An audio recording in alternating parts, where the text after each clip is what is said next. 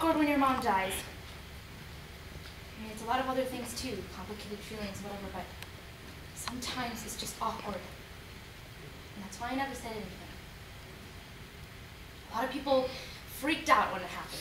They stopped talking to my dad and made us move. That sounds crazy, right? But they did. I mean, it was so sudden, people just lost it. Other mothers at the preschool had to go home and crawl into their kids' beds, and they held them tight because they just couldn't handle it. And he couldn't handle that, so he moved us, me and him, out to Lakewood.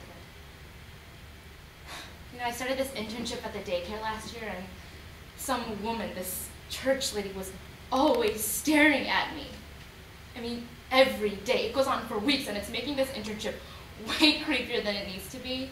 And then one day, she grabs me, grabs my arm, and she goes, "I know who you are!" And I scream, "What?" And she says, "I was at your mom's funeral. I knew your parents."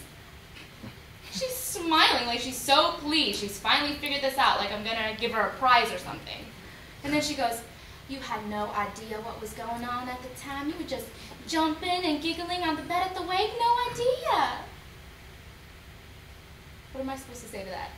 Thank you, church lady, for making me aware of that horrifically embarrassing part of my childhood. I almost had to grow up without ever knowing that. And then I wondered if she was one of the people that just disappeared, stopped talking to my dad, and made us move. You know, he never talked about it, her, except the day before I moved for college. He gave me this old box of things that he'd been keeping in the attic, and he said it was mine. He just plopped it in my room and walked off.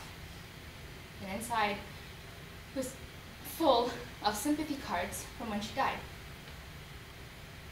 All these people were so devastated by the loss of this woman that I don't even know.